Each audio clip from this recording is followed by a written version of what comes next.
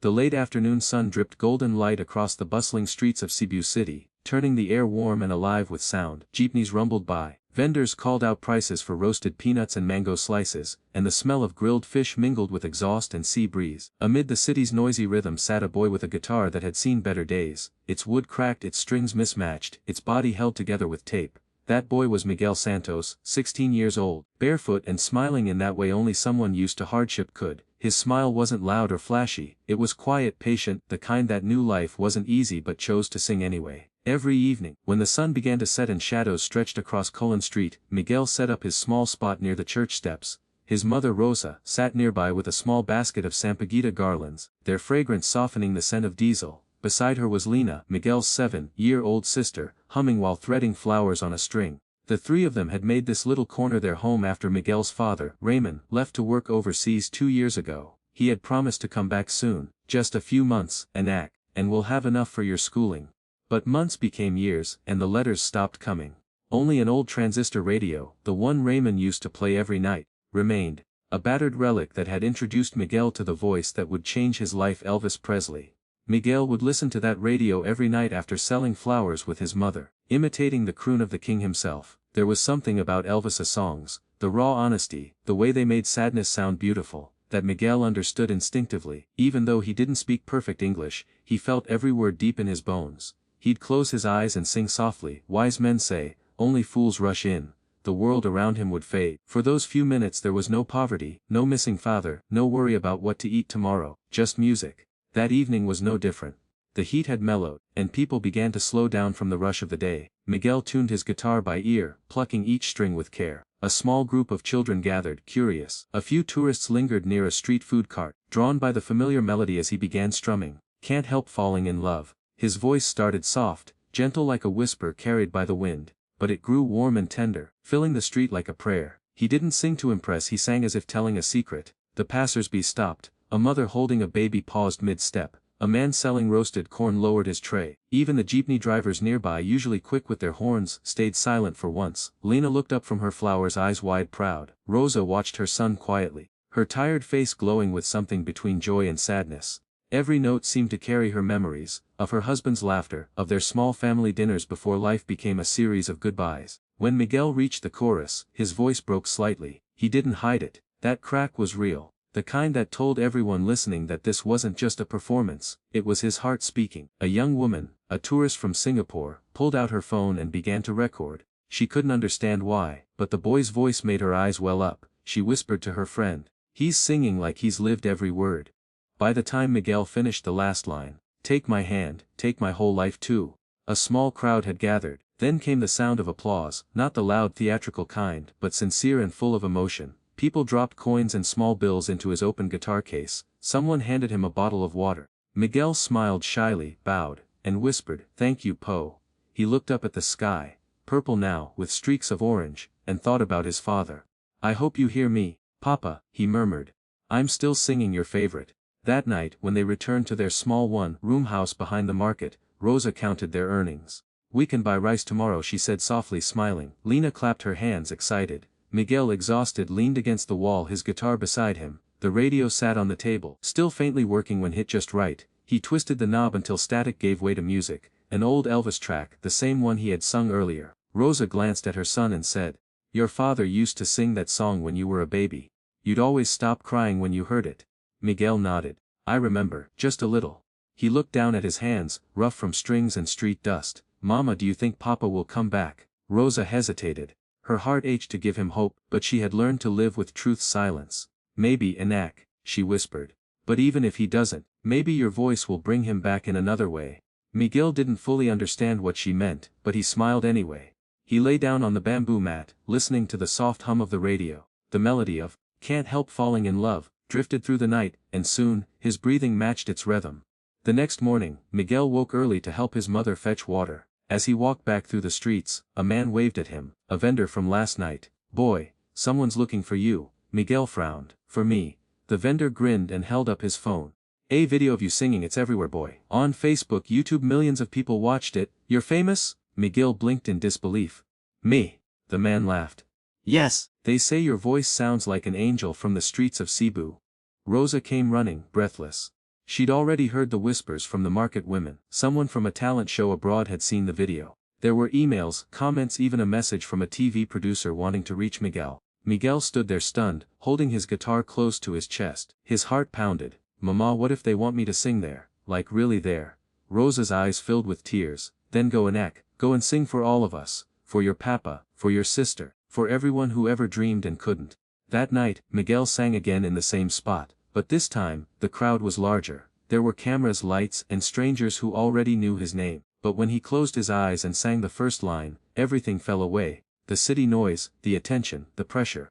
All that remained was a boy's voice and a father's memory carried through song. The world would soon know his story, but for now, it was still just Miguel, the boy from Cebu, singing his heart out beneath the same flickering streetlight where it all began. The airport lights in Manila glowed like stars on the ground. Miguel had never seen anything so big, so alive. Planes rumbled in the distance like gentle thunder, and every voice around him spoke of journeys, departures, arrivals, and dreams taking flight. He clutched his old guitar tightly, its neck wrapped in a cloth his mother had tied with care that morning. Rosa had hugged him so hard before he left that he could still feel her warmth in his chest. Remember, Anak, she'd said, pressing a small crucifix into his palm, sing with your heart, not your fear. Miguel was 16, but that day he felt like a child again, half thrilled, half terrified. He'd never been on a plane before, never even left Cebu. But now, because of one video filmed by a stranger, he was flying halfway across the world to audition for Britain's Got Talent. The show had sent him an invitation, arranged his papers, and promised to meet him at the airport in London. The producers wrote that they had never seen such raw emotion in a street performance. They wanted him to sing the same song, Can't Help Falling in Love. As the plane took off, Miguel pressed his forehead against the window. The city lights below shrank into tiny sparks, like the candles his mother lit for him every Sunday. His eyes watered, not from fear but from awe. He whispered, "This is for you, Mama. For Papa too." When Miguel landed in London, cold air slapped his face. He shivered instantly. It felt like stepping into a freezer compared to the warm Cebu sun. He could see his breath in the air and couldn't stop smiling at the novelty of it. A cheerful woman from the show's team met him at the gate. "Miguel Santos," she called, waving a clipboard. "Welcome to Britain." Miguel bowed politely, unsure if that was what people did here. "Thank you, ma'am." She laughed kindly. "Oh, you're adorable. Don't worry, we'll take care of you."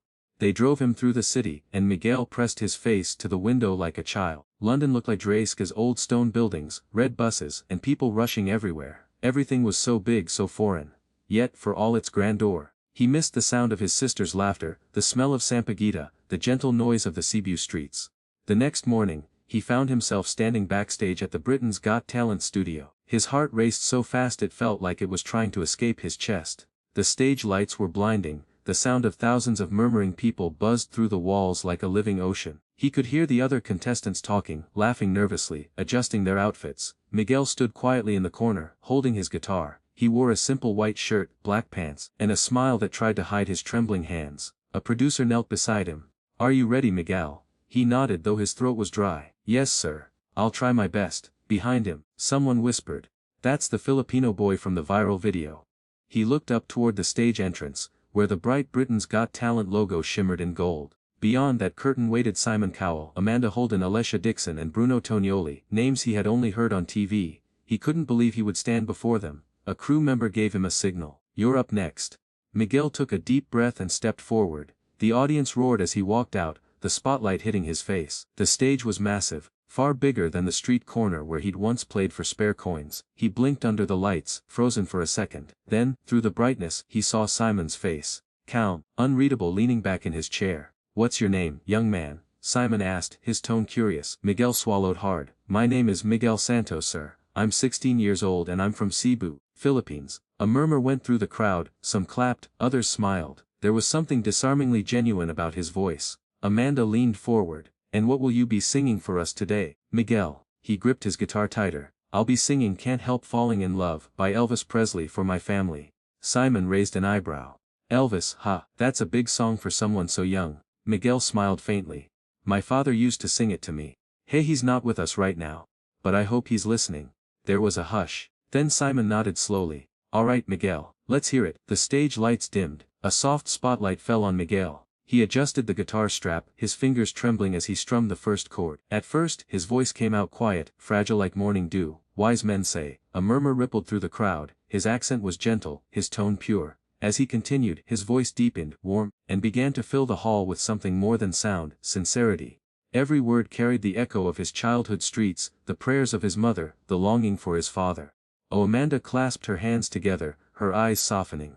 Bruno leaned forward, mouthing, "Wow." Then came the chorus, and Miguel's voice opened up like sunlight breaking through clouds. "But I can't help falling in love with you." Something about that line, sung with so much unpolished honesty, broke the wall between stage and audience. The crowd grew utterly still. Even Simon, known for his sternness, blinked and glanced down, hiding the emotion creeping into his eyes. The lights behind Miguel turned blue and gold, and he closed his eyes as if transported back to Cebu, to the street corner where he first sang for coins, to the scent of sampaguita, to the warmth of home. He wasn't performing anymore, he was remembering. When the final line came, "Take my hand, take my whole life too," his voice cracked, and in that moment, it wasn't a mistake, it was truth. He strummed the last chord. Silence. For half a second, the world seemed to stop, then thunderous applause. People stood up clapping, cheering, shouting his name. Alicia wiped her eyes. Amanda smiled through tears. Bruno clapped wildly. And Simon, silent at first, simply stood up and nodded. When the noise finally faded, Simon leaned toward the microphone. "Miguel, I've been doing this show for a long time. But sometimes, someone walks in with no fancy clothes, no big production, just heart, and that's what you have. You reminded us what music is supposed to be." Miguel's throat tightened. "Thank you, sir," he whispered, voice trembling. Amanda added, "That was one of the purest performances I've ever seen. You didn't just sing, you made us feel something real." The audience chanted. "Golden buzzer." Miguel covered his mouth in disbelief. And then, Simon pressed the golden buzzer. Gold confetti exploded from above, swirling around him like a dream. Miguel dropped to his knees, tears streaming down his face. Somewhere inside he felt like that little boy under the Cebu streetlight was finally being seen. As the lights dimmed and the crowd's roar faded, Miguel looked up toward the heavens and whispered softly, "Papa, did you hear me?" He didn't need an answer, he already knew. The next morning, the world woke up talking about a Filipino teenager with a cracked guitar and a voice that could make even Simon Cowell speechless. But for Miguel Santos, that moment on the Britain's Got Talent stage still didn't feel real. He sat on the hotel bed, staring at the tiny flakes of gold confetti he had collected from the stage floor the night before. They sparkled faintly in the sunlight, like bits of magic left behind. His guitar leaned against the wall, and the sound of the city outside felt distant, like he was floating somewhere between a dream and the life he'd always known. Rosa had called earlier that morning, her voice breaking with pride. "Anak, the whole barangay watched you!" Even the priest cried. Miguel laughed through tears. "Mama, I was so nervous. I thought I'd forget the lyrics." "You didn't. You made everyone proud, Miguel. Even your papa, wherever he is, I know he heard you." Those words stayed with him long after the call ended. For years, his father's absence had been an unhealed wound, an unanswered question. But when he sang, "Can't Help Falling in Love," something inside him had shifted. It wasn't about fame or winning, it was about connection. About sending his voice into the world and finding his father in the echoes. 2 days later, the producers called him back to the theater for an interview and an encore taping. As Miguel stepped back onto that massive stage, he could still smell the faint scent of smoke from the confetti cannons. The seats were mostly empty now, but the place still carried the energy of what had happened. A crew member handed him a water bottle. "You okay, kid?" Miguel nodded shyly. "Yes, sir. Just nervous again." The man smiled. "You've got nothing to worry about. You made Simon Cowell cry. Do you know how rare that is?" Miguel chuckled softly, shaking his head. "I didn't mean to. I just wanted to sing." The crewman patted his shoulder. "That's exactly why you did." Later that day, they replayed Miguel's performance during the results announcement.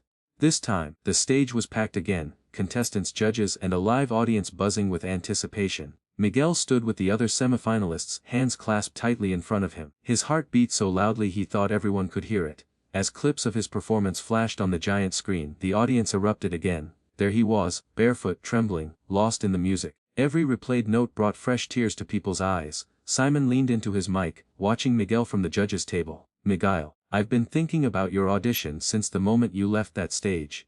It wasn't perfect in the technical sense, but it was real. It reminded me of why I fell in love with music in the first place." The crowd applauded softly. Simon continued, his voice unexpectedly tender. "In a world where people are chasing fame, you came here with nothing but a voice and love for your family. That's rare." Miguel felt his throat tighten. He tried to speak but could only nod, pressing his lips together to stop them from trembling. The producers dimmed the lights again. "For those who haven't seen it yet," the host announced, "let's relive the performance that captured hearts across the world." A hush fell as the first chords of "Can't Help Falling in Love" echoed through the hall once more. This time as a video replay projected on a massive screen. Miguel watched himself, his eyes closed, his fingers trembling on the strings. He didn't see a contestant, he saw a boy from the streets of Cebu, singing under flickering lamplight. He saw his mother's wary smile, his sister's tiny hands clapping along, and the memory of his father's voice blending with his own. As the song reached its crescendo, something beautiful happened. The audience began to sing with him, softly at first, then louder like a choir of strangers united by one melody. Hundreds of people from different backgrounds and accents, all singing, "Take my hand, take my whole life too." Miguel covered his face, overcome. He could feel his heart expanding in his chest, bigger than his fear, bigger than his pain. He wasn't just a boy on a stage anymore, he was a vessel for something timeless. When the video ended, the applause thundered again, but this time, Miguel didn't hear it as noise, he heard it as gratitude, as love being given back. Backstage after the show, Simon approached him quietly. He wasn't smiling like a celebrity judge, he looked like a man who'd been moved in ways he couldn't explain. "Miguel," Simon said softly, "do you know what I see when I look at you?" Miguel shook his head. "I see the reason this show exists. You're not just talented, you're truthful. Your song, it wasn't just about love, it was about loss, forgiveness and hope. That's why everyone felt it." Miguel lowered his gaze, his fingers tightening around the guitar strap. I sang for my papa. I don't even know where he is now. Maybe somewhere he can hear me." Simon nodded, eyes glistening. "Then I hope he does, because he should know what an extraordinary son he has." There was a pause, a rare silence from the man known for his sharp words. Then gently, Simon placed a hand on Miguel's shoulder and said, "You didn't just move me, Miguel, you reminded me that music still has a soul." That night, Miguel returned to his small hotel room, exhausted but unable to sleep. His phone buzzed nonstop, messages, comments, offers. There were millions of views now. News outlets were calling him the street singer who touched the world. But as he sat by the window, watching the London rain trickle down the glass, his thoughts were far away. He thought of his mother selling flowers, of Lena's laughter echoing through their tiny home, and of a memory from long ago. His father strumming a guitar in the dim light, teaching him the chords to Elvis songs. "Music is not about how loud you sing," his father had once said. "It's about how honest you are when you do." Miguel smiled faintly, whispering into the quiet room, "I sang honestly, Papa." The next morning, he woke up to a message forwarded by the producers. It was from a man in the Philippines. The email subject read, "I'm proud of you, son." Miguel froze, his breath caught in his chest. He clicked it open. The message was short, "I saw your video. I couldn't stop crying. I'm sorry I left. I've been working in Saudi Arabia all this time, trying to save enough to come home. I didn't know how much I'd missed until I heard you sing that song. You made me remember what love sounds like." Tears blurred the screen. Miguel pressed the phone to his chest, unable to speak. He didn't know if it meant his father was coming home. But at that moment, it didn't matter, he had reached him. Across oceans, through time, through all the silence between them, his song had finally found its way home. That night as Miguel lay in bed, he whispered to himself, "Music doesn't just change lives, it finds lost hearts." And in that soft truth, the boy from Cebu fell asleep with tears on his cheeks and peace in his soul. The following afternoon, the sky over London was painted a soft grey. A drizzle tapped lightly on the studio windows, turning the city into a blur of silver and light. Inside the Britain's Got Talent building, Miguel sat in a quiet corner of the green room, clutching a mug of hot chocolate the staff had kindly given him. Steam curled upward, fogging the edges of his vision. He still hadn't come down from the whirlwind of the past few days. Every time he checked his phone, new headlines appeared. Simon Cowell speechless over Filipino teen's heartfelt Elvis cover. The boy who made the world cry. Cebu street singer steals the show on Britain's Got Talent. But Miguel wasn't thinking about fame, he was thinking about that message. His father's email replayed in his head 100 times since he'd read it. The apology, the confession, the longing between every word, it filled him with emotions too large to name. Part of him wanted to be angry for all the years of absence. Another part wanted to forgive instantly, but mostly, he just sat lost in thought. A familiar voice interrupted gently. "Mind if I sit here?" Miguel looked up to see Simon Cowell, holding a cup of tea, his usual black sweater slightly damp from the rain. Miguel blinked surprised. "Sir Simon!" "Of course, please." Simon smiled faintly and sat down beside him. For a few moments neither spoke. The sound of rain filled the silence between them. Finally, Simon said, "You know, I don't usually visit contestants backstage." Miguel glanced up. "Did I do something wrong?" Simon chuckled softly. "Quite the opposite. I just wanted to talk. You left something on that stage that I can't forget." Miguel lowered his gaze, fingers fidgeting with his guitar pick. "I was very nervous, sir. My hands were shaking the whole time." Simon leaned forward, his voice gentle but sincere. "That's exactly what made it special. It wasn't perfect. But it was true. When you sang that song you weren't performing, you were remembering someone, weren't you? Miguel hesitated. He'd never really talked about his father to anyone outside his family, but something about Simon's tone, calm, fatherly, genuine, made him open up. Yes, sir, he whispered. I was singing for my papa. Simon nodded slowly, waiting. Miguel continued, his voice quivering slightly. He used to sing Elvis to me when I was little. Every night, after work, he'd play his old guitar and say, "Someday you'll sing better than me, Miguel." I didn't believe him then. But, when I sing, it feels like he's still there beside me. Simon's expression softened. That's beautiful. Miguel smiled faintly, but his eyes glistened. He left to work overseas when I was 14. He said he'd come back soon, but he never did. We stopped hearing from him.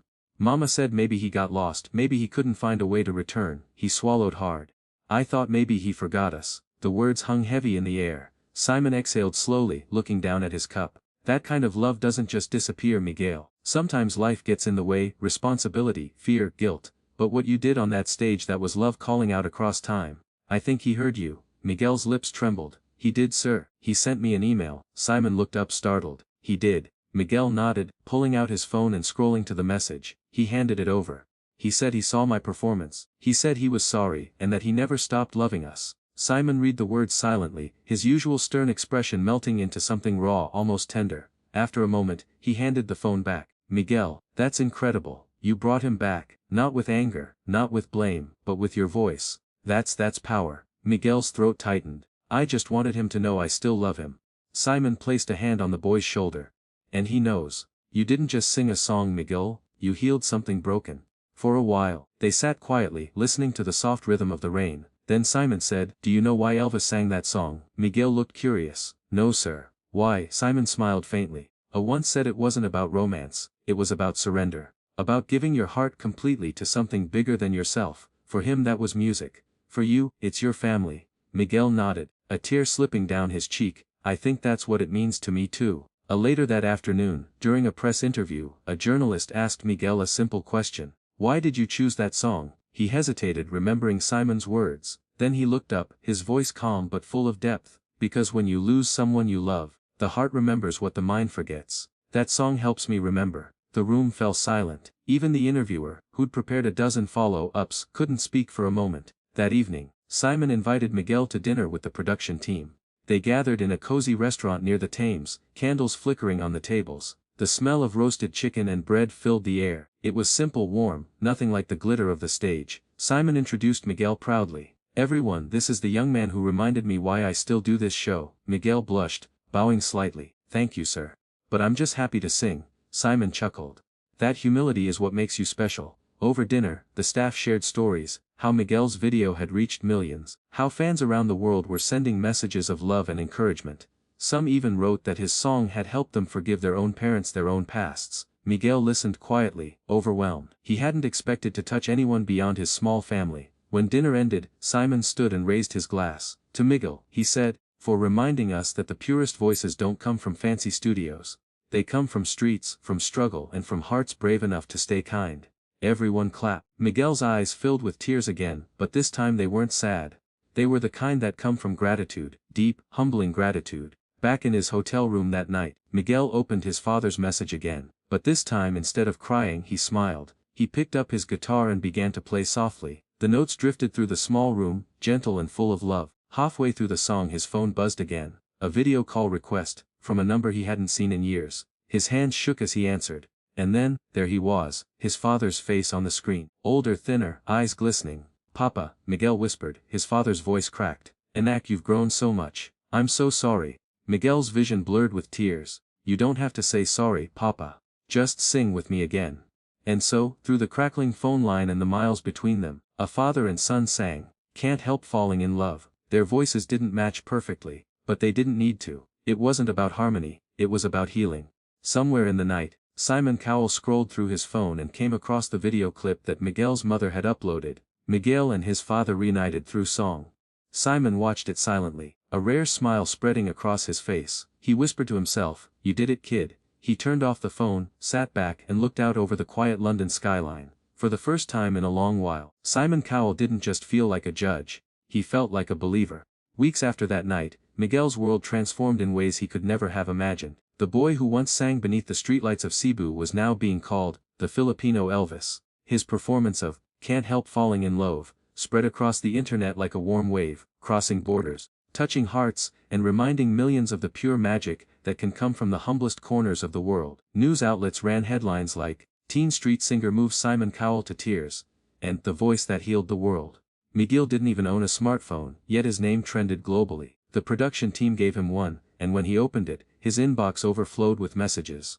Some wrote to say his voice helped them through heartbreak, others shared how his song made them call their parents, forgive an old friend, or simply believe in hope again. Miguel read each message with trembling hands. He wasn't used to praise. For years, he'd been invisible, a boy on the street corner who most people passed without a glance. Now strangers saw him, heard him, believed in him, but what moved him most wasn't the fame. It was what happened next. A few weeks after the audition aired, Simon Cowell himself called Miguel to invite him to perform at a global charity concert in London. The event's proceeds would go to support children's education in underprivileged areas, exactly like where Miguel had come from. When Simon told him the news, Miguel's first instinct wasn't to celebrate for himself. He asked shyly, "Can my mama come too?" Simon chuckled softly on the call, "She'll have front row seats," and she did. When the night of the concert arrived, the Royal Albert Hall was a sea of glittering lights. Thousands filled the seats while millions more watched live from around the world. Miguel stood backstage, dressed simply in a crisp white shirt, the same guitar slung over his shoulder, the one his father had given him years ago. He took a deep breath, remembering his mother's words before he left their small home in Cebu. "Sing from your heart, Anak, that's where the truth lives." The announcer's voice boomed, "Ladies and gentlemen, please welcome Miguel Santos." The crowd roared as Miguel stepped onto the stage. His mother's eyes shone from the front row, hands clasped, tears glimmering. Miguel smiled gently, then turned toward the microphone. "This song," he began softly, his voice trembling just a little, "is for the people I love and for anyone who's ever missed someone they still love." The first chords rang out. "Wise men say," the familiar melody filled the hall. But this time, something was different. Miguel sang not just for the audience, not even for Simon, but for a memory that had haunted him for years. Halfway through the song his voice wavered. From the corner of his eye, he saw movement in the crowd, a man standing at the back of the hall. Miguel almost didn't believe what he saw.